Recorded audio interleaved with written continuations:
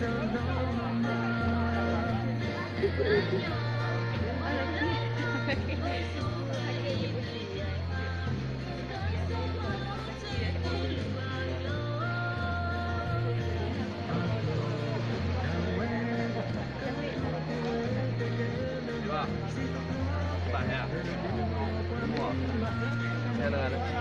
นอะไรเล่นอะไร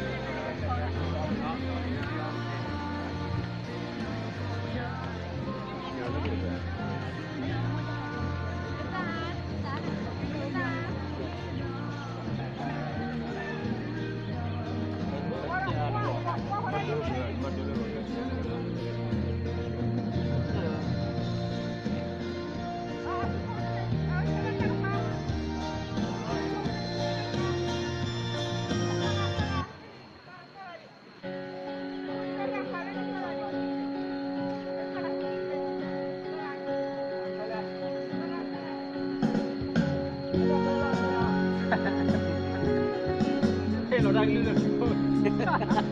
Hello, đang lưu được thôi.